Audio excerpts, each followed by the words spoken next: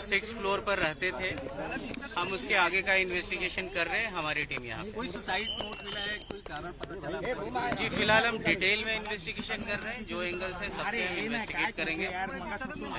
Sir घर में कोई और भी था? बातचीत में कुछ निकल कर आया, मेडिकल इशू हो या पारिवारिक कुछ ऐसा? जी अभी टीम्स हमारी पहुंची है, फॉरेंसिक टीम्स भी आई है, जो फॉरेंसिक इन्वेस्टिगेशन है वो भी चल रहा है। बॉडी अभी आगे जो है इनक्वेस्ट और पोस्टमार्टम के लिए जा रही है। We are investigating everything. तो अभी तक क्या खुदकुशी है? सर अभी तक क्या खुदकुशी है कि कोई आपको संदिग्ध भी कुछ मिला है अब तक? प्राइमा फेसी ये खुदकुशी लग रही है। वी आर डूइंग फर्दर वजह क्या बताएगा? We are conducting further investigation. जीत के लिए आपने तमाम पूरे गांव का आशीर्वाद दिया, एक एक जज देखा, हमने भी अपनी आंखों से देखा। आप किस तरह से इस प्यार को देख रही है और चुनाव में क्या देख रही है बीजेपी के लिए और अपने लिए खासतौर पर? देखिए, मेरे लिए बहुत खुशी की बात है कि मैं एक फील्ड में आई हूँ और वहाँ पे मैंने पहली बार एक कदम रखा है। आज ऑफिस में आके मतलब सर से मिलके ऐसे लगा, और भाई साहब आए हैं तो मतलब जीत पक्की समझो।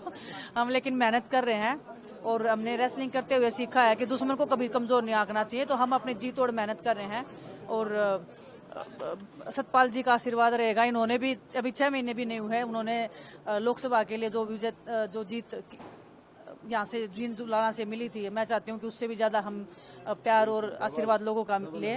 और भाई साहब जो बोल रहे हैं कि भूपेंद्र सिंह हुड्डा जी सरकार में आए हम और हर एक वर्ग का भला हो, उसके लिए हम मेहनत कर रहे हैं। और मैं चाहती हूँ कि जुलाना के लोगों ने जो प्यार और विश्वास दिखाया है, उनके प्यार के ऊपर, सम्मान के ऊपर मैं हमेशा खरी उतरूंगा। शुरुआती दौर में कैसा रिस्पॉन्स मिला आपको जुलाना से? तो शुरुआती दौर में 2-3 दिनों में देखिए, जुलाना के लोगों ने मुझे बेटी माना है, बहू से ज्यादा। लेकिन मेरी शादी हुई थी यहाँ पे और मैं बहुत खुशकिस्मत हूँ कि मेरे को 2 जगह से प्यार मिल रहा है। जहाँ पैदा हुई थी वहाँ से तो मिला ही है, अभी जहाँ पे नई जगह पे मैं आई हूँ तो मेरे को उससे भी ज्यादा प्यार मिल रहा है। तो मैं एक बहुत भाग्यशाली लड़की हूँ। और प्रधानमंत्री, आदरणीय प्रधानमंत्री जी ने जिस बात को सोचकर, समझकर और दूरदर्शिता के साथ जो उन्होंने निर्णय लिया था, एक तो निर्णय उन्होंने लिया 2019 में विभाग अलग किया और उसके बाद 2020 में उन्होंने प्रधानमंत्री मत्स्य संपदा योजना प्रारंभ किया, जो लगभग 20,050 करोड़ रुपए की योजना थी। आज उसका परिणाम दिख रहा है और इसलिए हम लोग आज जो 4थी वर्षगांठ मना रहे हैं वो पूरे गर्व के साथ मना रहे हैं, क्योंकि जो उसका लाभ मिला है, आज मछली उत्पादन में हम विश्व में दूसरे स्थान पर हैं। हम 60,000 करोड़ रुपए का सालाना निर्यात कर रहे हैं। हमारा जो इंफ्रास्ट्रक्चर है फिशरी सेक्टर में, प्रधानमंत्री मत्स्य संपदा योजना के माध्यम से जो इंफ्रास्ट्रक्चर हो सकता है फिशिंग के मामले, वो व्यापक तौर पर उसमें वृद्धि हुई है। फिश लैंडिंग स्टेशंस, जो हैचरी बनाई गई। फिश उत्पादन के लिए क्या चाहिए? फिश उत्पादन के लिए चाहिए कि मछली के उतरने का, उसके बाजार का, उसको अच्छा बीज मिले। ये सारा चीज प्रधानमंत्री मत्स्य संपदा योजना में विकसित किया गया और उसका लाभ है कि आज हम विश्व में दूसरे स्थान पर हैं और इस निर्यात को और भी हम बढ़ाने जा रहे हैं। आज नेशनल डिजिटल प्लेटफॉर्म का भी हुआ, जिसमें के माध्यम से जो फिश सेक्टर से जुड़े मछुआरे भाई जो हैं, वो जो असंगठित क्षेत्र में हैं, उनको संगठित क्षेत्र में लाने के लिए, उनको असंगठित क्षेत्र में लाने के लिए रजिस्ट्रेशन की सुविधा है। इसमें स्टार्टअप्स को प्रोत्साहन मिलेगा। इसमें कई तरह की योजनाएं हैं जिसका लाभ अगर वो रजिस्टर्ड कर होंगे तो उसका लाभ वो उठा सकेंगे। मंत्री जी 2 साल जाएगा, नहीं, कब तक पूरा होगा ये तो हम आपको टाइमलाइन अभी नहीं दे सकते हैं ना, लेकिन उस पर हम लोग काम कर रहे हैं और जब हम लोग काम कर लेंगे तो हम आपको जरूर बताएंगे। जब तक हम लक्ष्य प्राप्त नहीं कर लें तब तक तो। एक और सवाल सर, आपने बोला कि बांटे जा रहे एक ट्रांसपॉन्डर विकसित, अपने देश में ट्रांसपॉन्डर विकसित हुआ है और वह ट्रांसपॉन्डर हम 1 लाख ट्रांसपॉन्डर अभी हम वितरित कर रहे हैं और सभी मछुआरों को जो मैकेनाइज्ड और मोटराइज्ड दोनों वेसल्स पर जो जाते हैं उनको हम मुफ्त में ट्रांसपॉन्डर देंगे। उस ट्रांसपॉन्डर के माध्यम से वो अपने परिवार से जुड़े रहेंगे। सैटेलाइट के माध्यम से, उस ट्रांसपॉन्डर के माध्यम से वो अपने मालिक, वेसल्स के मालिक से जुड़े रहेंगे। उस ट्रांसपॉन्डर के माध्यम से वो अगर बाउंड्री क्रॉस करेंगे, समुद्री रेखा क्रॉस करेंगे, उनको सूचना दी जाएगी। ये सारी सुविधा है और ये हम सभी 1 लाख मछुआरों को उपलब्ध करा रहे हैं और मुफ्त उपलब्ध करा रहे हैं। 1 लाख काफी होगा सर, या आपको नंबर और बढ़ेगा। आप तो पहले ही दिन नंबर तय कर दे रहे हैं, ये बढ़ेगा और भी। अभी तो 1 लाख के इनिशियल ये को हम लोगों ने किया और इसको आदरणीय प्रधानमंत्री जी ने पालगढ़ जो गए थे अभी महाराष्ट्र में, वहां से उन्होंने इसको लॉन्च किया। धन्यवाद। 16 महीने हो गए और मणिपुर जल रहा है। 16 महीने से इस देश का एक राज्य हिंसा की ग्रस्त में है। वहां पर हर तरह की अगजनी, लूट, हत्याएं हो रही हैं। 16 महीने से जलते हुए मणिपुर में अब एक नई तरह की हिंसा भड़क उठी है। पिछले 10 दिन में मणिपुर में करीब 11 से 12 नई हिंसा में भड़की, करीब 11 से 12 मौतें हुई हैं। मणिपुर में एमेच्योर गन्स की जगह अब आरपीजी लहराई जा रही है। मणिपुर में गांव के ऊपर ड्रोन से हमला हो रहा है, गांव के गांव ध्वस्त हो रहे हैं, उन इलाकों में हमला हो रहा है जहां पर हिंसा नहीं थी। मणिपुर में एक पूर्व मुख्यमंत्री के घर पे रॉकेट से हमला हो रहा है।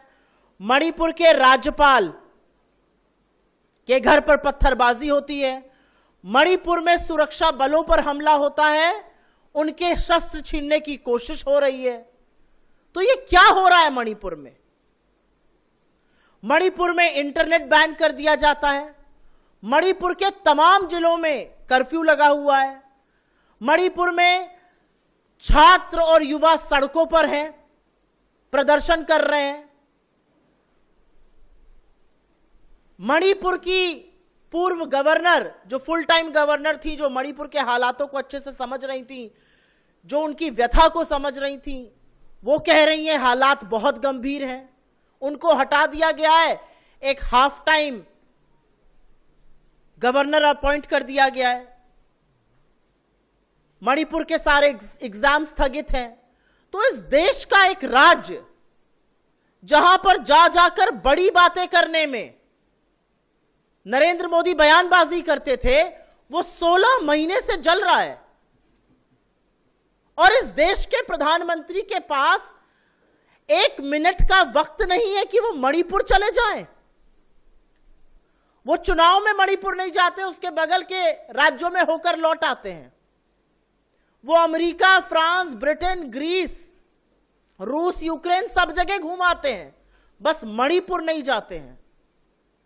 क्या ये किसी भी मर्यादित सरकार के लिए लोकतंत्र में स्वीकार्य है कि इस देश का प्रधानमंत्री ने एक राज्य को अपने हाल पर जलने के लिए छोड़ दिया है? कोई साहब अभी रिलीज हो रहा है आज, उसके हवाले से हमें जानकारी दीजिए। देखिए, इंजीनियर साहब को रिलीज किया, काश इनको पार्लियामेंट सेशन के दौरान रिलीज किया होगा ताकि वो अवाम की बात करते। आज उनको इलेक्शन में रिलीज किया गया वोट मांगने के लिए, अच्छी बात है, मगर मैं चाहती हूँ जो हमारे हजारों नौजवान बेगुनाह जेलों में बंद है, उनको भी इसी तरह रिलीज किए, उनको भी रिलीज करें। तो ये इस वक्त जो हमारे नौजवान जिनके माँ बाप वहाँ तक जा नहीं सकते, रास्ता ही नहीं है उनकी, उनको रिलीज करें तो अच्छी बात होगी। इंजीनियर साहब को बताया जाए क्रॉस किया बीजेपी का, रीजनल पार्टी का कहना है यहाँ पे, इसके हवाले से आपका क्या कहना है? देखिए, शक तो होता है क्योंकि अभी तक उनको रिलीज नहीं किया। इलेक्शन आपने देखा होगा कि जो जेलों में हमारे नौजवान हैं, उनके माँ बाप उनसे मिलने नहीं देते, उनको किसी किस्म की आसाइश नहीं दी जाती है। और इंजीनियर साहब न सिर्फ खुद जेल से इलेक्शन लड़े, बल्कि उनको कैंडिडेट ढूंढने की भी जरूरत नहीं पड़ती, एजेंसीज खुद उनके कैंडिडेटों का इंतखाब करके उनको मैदान में खड़ा कर दिए वोट काटने के लिए। तो इतना पैसा कहाँ से आता है? हमारे पास तो हमारे कैंडिडेट्स के पास कोई, उनके पास इतना पैसा कहाँ से आता है? गाड़ियाँ कहाँ से आती है? वो तो कुछ जेल में थे, ये कैंडिडेट किसने खड़े किए? तो ये सोचने वाली बात है। Thank you. जमात के ऊपर बैन है, मुझे नहीं मालूम क्या वाकई जमात इलेक्शन लड़ रही है या जमात का लिबादा पहन के एजेंसीज के लोग इलेक्शन लड़ रहे हैं। I don't know about that. रहे हैं। उन्होंने कल कहा है मुंबई में कि जब गृह मंत्री थे तो कश्मीर में लाल चौक पर जाने से कश्मीर के अंदर जब से धारा 370 समाप्त हुई है, कश्मीर के अंदर लोगों का आवागमन बढ़ा है, वहां का पर्यटन बढ़ा है, हर प्रकार से समृद्धि हुई है। और जब सुशील कुमार शिंदे गृह मंत्री रहते हुए उनके विचार सबके सामने आ गए हैं, तो स्वयं अंदाजा लगा सकते हैं कि इनके समय में कश्मीर कैसा था और आज कश्मीर कैसा हो गया। आज पूरी दुनिया देख रही है कि आदरणीय प्रधानमंत्री मोदी जी के नेतृत्व में कश्मीर बदल गया है, कश्मीर शांत हो गया है। अलगाववादी, जिहादी, आतंकवादी ये बिल्कुल समाप्ति की ओर है। निश्चित रूप से नया भारत है और धारा 370 इसमें समाप्त होना उसकी बहुत बड़ी भूमिका है, जिसके कारण से आज नया कश्मीर खड़ा हो गया है। एक लास्ट क्वेश्चन, सीएम साहब आप भी जम्मू कश्मीर जा रहे हैं चुनाव प्रचार के लिए, तो खासकर बॉर्डर एरिया में जा रहे हैं, तो क्या मतलब आपका रहेगा? नहीं, मैं वहां कश्मीर के अंदर जो हालात हुए हैं, आज कश्मीर की जनता उसको समझ भी रही है और हम लोग भी उनको सब जो बातें जो हुई हैं, जो आदरणीय प्रधानमंत्री जी के नेतृत्व में कश्मीर के अंदर विकास बढ़ा है, अमन चैन शांति बढ़ी है, हर प्रकार से लोगों के लिए आज अनेक रास्ते विकास के खुले हैं, तो वह सब बातें चुनाव के मुद्दे भी हैं। और कश्मीर की जनता ने देखा है 30 सालों तक कि इन्होंने कश्मीर को जो है पीछे धकेलने का काम किया है, आतंकवाद के गोद में बैठाने का काम किया है, लगातार भ्रष्टाचार किया है और कश्मीर की जनता फिर से वो नहीं चाहती। और कांग्रेस का भी जो दोहरा चरित्र है वह भी सामने आ गया है। जो हमारे शंकराचार्य पर्वत से लेकर ऐसे अनेक नाम हैं जो हिंदू हमारे धर्मात्माओं के नाम पर रखे गए हैं, उनको बदलने की बात कर रही है। दूसरी तरफ गुर्जरों से लेकर जो हमारे वहां के पहाड़ी लोग हैं, अनेक जो वहां के पुराने रहने वाले हैं, उनका सबका आरक्षण भी, शेड्यूल कास्ट के लोगों को भी जो है कहीं न कहीं वो आरक्षण भी समाप्त करना चाहते हैं, जो नेशनल कॉन्फ्रेंस का जो मुद्दा है, जो कि उनके साथ उनका गठबंधन है। दिल्ली ग्रामोदय अभियान के अंतर्गत आज मुझे बड़ी खुशी हो रही है कि लगभग 257 प्रोजेक्ट्स को आगे बढ़ाया गया है, लॉन्च किया गया है। 960 करोड़ रुपया जो लगभग बहुत सालों से दिल्ली सरकार के पास पेंडिंग पड़ा हुआ था, उसको डीडीए को दिलाया गया था लास्ट ईयर। इसमें अभी तक लगभग 523 करोड़ रुपए सैंक्शन किए जा चुके हैं, जो दिल्ली के जो गांव हैं उनमें अनेकों विकास कार्य में लग रहे हैं। लगभग 257 वर्क को आज लॉन्च किया गया है, जैसे मैंने कहा है। उसके साथ साथ ड्रोन डीडी के कार्यक्रम को भी आज लॉन्च किया गया है इस गांव में। ये बड़ी खुशी की बात है कि महिलाएं ड्रोन डीडी कार्यक्रम से जुड़ रही हैं और ये आने वाले समय में दिल्ली के अंदर एक बहुत बड़ा कार्यक्रम बनकर तैयार हो जाएगा। लगभग 126 महिलाओं ने इसमें अपने को रजिस्ट्रेशन कराया है और उनको ट्रेनिंग के बाद ड्रोन पायलट का लाइसेंस भी दिया जाएगा और एक महिला पर लगभग ट्रेनिंग में करीब 25,000 रुपए खर्च किए जाएंगे। जैसा मैंने कहा था कि दिल्ली के गांव जो विकसित होने चाहिए थे एक राजधानी के रूप में, वो नहीं है और आज जरूरत है कि हम उन गांवों में जो मूलभूत सुविधाएं हैं उन्हें सबसे पहले मुहैया कराएं। रोड्स बन रहे हैं गांवों के अंदर, प्लांटेशन हो रहा है, उसके साथ साथ जन सुविधाओं की जो और कार्यक्रम हो रहे हैं, ब्लैक स्पॉट्स के ऊपर स्ट्रीट लाइट्स को लगाया जा रहा है। उसके साथ साथ जो नालियां टूटी पड़ी हुई थी उनको ठीक किया जा रहा है, कम्युनिटी सेंटर्स को बनाया जा रहा है, स्कूल की जो बिल्डिंग टूटी हुई थी उनको भी ठीक करने की कोशिश की जा रही है। तो बहुत सारे कार्यक्रम जो हैं इससे जुड़ रहे हैं और मेरी कोशिश है कि नवंबर तक ये सारे जो प्रोजेक्ट सैंक्शन किए गए हैं वो कंप्लीट कर लिए जाएं और जो हमारे गांव के जो लोग हैं उनको बेसिक सुविधाओं से जोड़ दिया जाए। इन्हीं शब्दों के साथ बहुत बहुत धन्यवाद। Newly formed interim government in Bangladesh, and how do you see India's relationship with Bangladesh evolving? Do you think it should be party-oriented or people-oriented? I mean, we have a old relationship with the people of Bangladesh, and you're right. My grandmother was deeply involved with the creation of Bangladesh.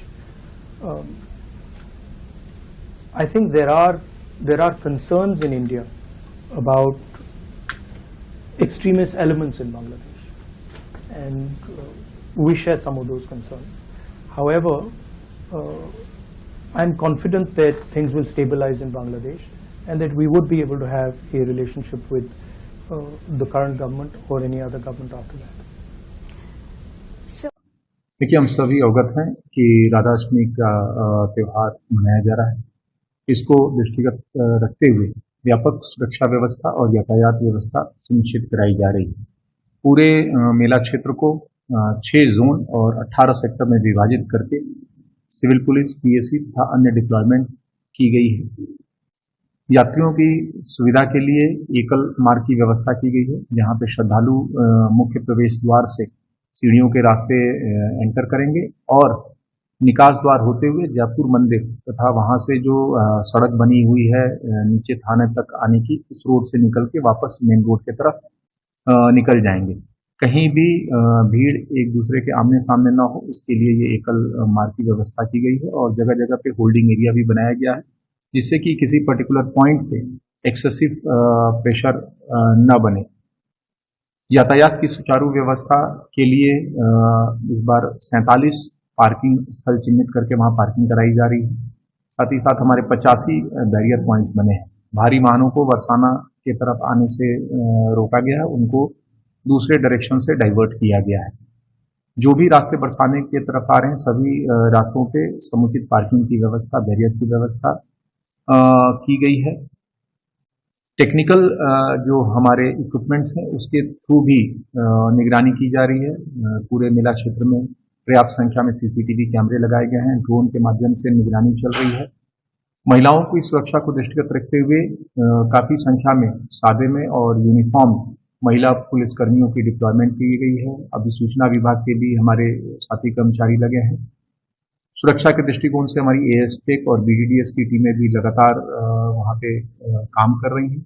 आप सभी के माध्यम से हम दर्शनार्थियों से भी appeal करते हैं, अनुरोध करते हैं, क्योंकि भीड़ का दबाव काफी रहेगा। बरसाना काफी छोटा कस्बा है और राधाष्टमी के अवसर पर जो श्रद्धालुओं का आगमन होता है वो काफी संख्या में होता है। उम्मीद है 10 लाख से ज्यादा श्रद्धालुओं के आने की। इसको दृष्टिगत रखते हुए आप लोगों के माध्यम से अपील भी करना चाहते हैं हम लोग कि जो अत्यधिक बीमार हैं, बुजुर्ग हैं तथा बहुत छोटे बच्चे हैं, उनको भीड़भाड़ में न लाएं, उनको भीड़ से अवॉइड करें। सभी दर्शनार्थियों की प्रॉपर सुरक्षा और सुगम से वो दर्शन कर पाए, इसके लिए प्रशासन ने, पुलिस ने और सभी विभागों ने व्यापक व्यवस्था की है। जो भी व्यवस्थाएं बनाई गई हैं, चाहे वो एकल मार्ग की व्यवस्था हो, पार्किंग की व्यवस्था हो, डाइवर्जेंस की व्यवस्था, उसमें अपना सहयोग जरूर प्रदान करें। कैसी है? मंकी पॉक्स का एक सस्पेक्टेड केस हमारे पास आया था। इसका हमने टेस्ट कराया क्योंकि उसको क्लासिकल स्किन लीजन्स थे, उसको हल्का बुखार था, बॉडी एक था और लिम्फ नोड एनलार्जमेंट था। उसका हमने टेस्ट कराया। हमारे यहाँ पर माइक्रोबायोलॉजी में टेस्ट हुआ। उसके बाद हमने वो sample NIV national institute of virology Poona भेजा, जो कि कल शाम को हमें मिला कि वो पॉजिटिव है और उसमें क्लेड 2 जो वेस्ट अफ्रीकन स्ट्रेन है वो उसमें पॉजिटिव है। इसको लेके हमें पैनिक होने की आवश्यकता नहीं है, चिंता की बात नहीं है।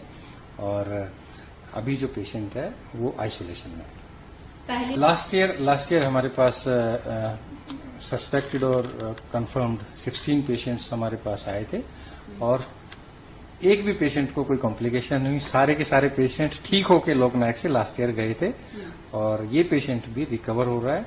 अभी पेशेंट को सारे वाइटल्स पैरामीटर्स ठीक हैं, बुखार नहीं है और स्किन में जो उनके लीजन है उसमें 10 दिन से 15 दिन लगते हैं ठीक होने में और मुझे आशा है कि ये पेशेंट भी बिल्कुल ठीक होकर घर जाएगा। यानी कि पेशेंट इज नॉट क्रिटिकल?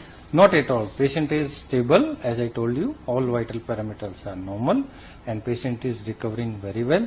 और इसको लेके कोई भी पब्लिक में चिंता या पैनिक होने की आवश्यकता नहीं है, क्योंकि ये जो वेस्ट अफ्रीकन क्लेड 2 है, इसको लेके ये इसमें रिकवरी बहुत अच्छी होती है। सर एक और सवाल है कि ट्रैवल हिस्ट्री थी और जो इसके आसपास के लोग कांटेक्ट में उसकी कांटेक्ट जी हाँ, दैट वी आर डूइंग।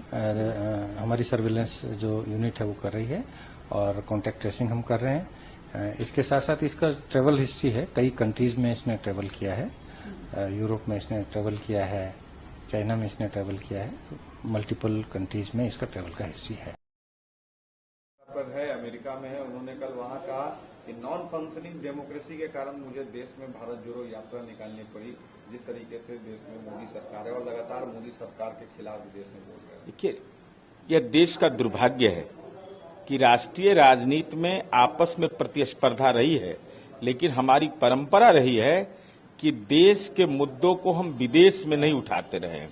लेकिन ये तो नया दौर है, नए दौर में अपने दल की नीतियां, सरकार की आलोचना, हम समझते कि प्रतिपक्ष के नेता हम माननीय राहुल गांधी जी 99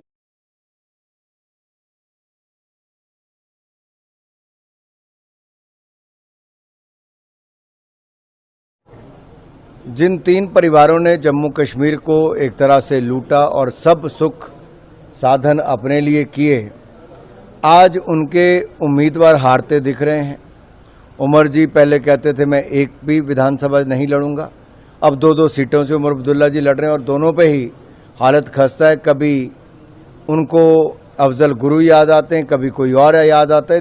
ये साफ दिखता है कि आखिरकार नेशनल कॉन्फ्रेंस और कांग्रेस ये उस दिशा में जा रही जहां पर पथरावबाजी करने वाले, नशे बेचने वाले, अलगाववादी और आतंकवादी सोच वाले लोगों को जेलों से छोड़ने की ये बात कर रहे हैं कि हम पीएस से हटा देंगे और इन सबको जेलों से बाहर निकाल देंगे।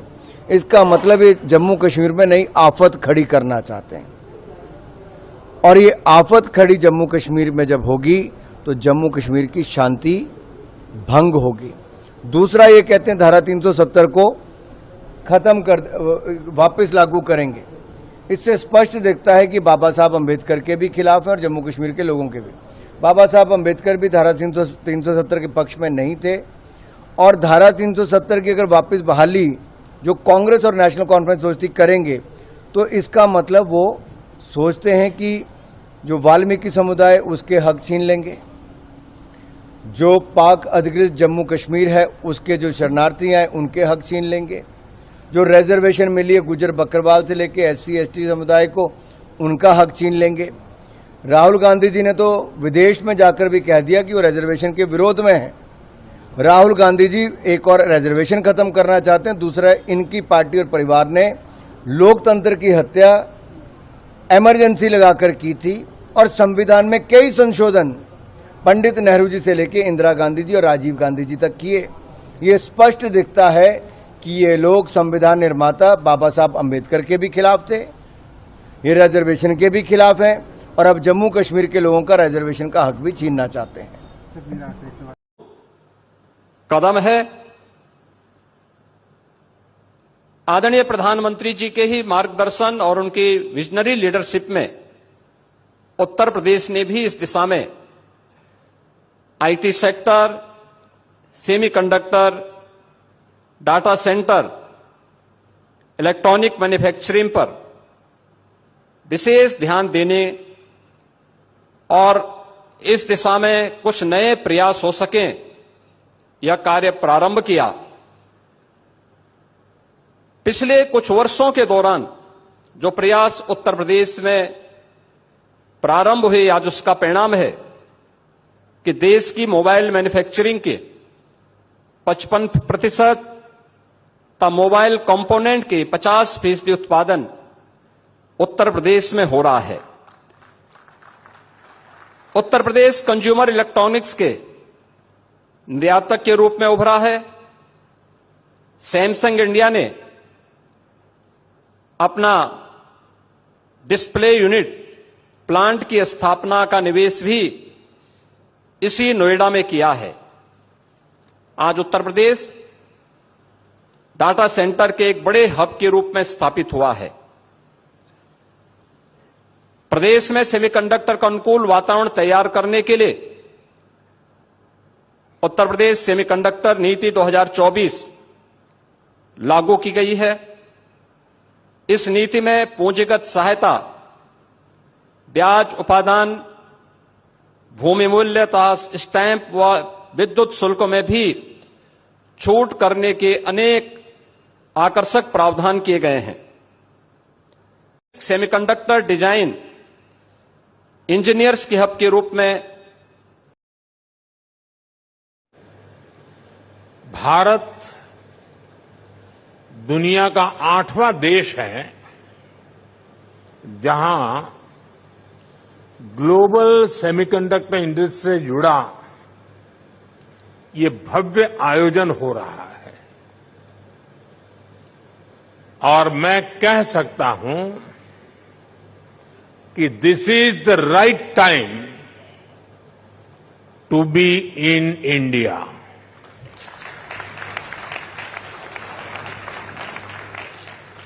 आप सही समय पर सही जगह पर है। 21st सेंचुरी के भारत में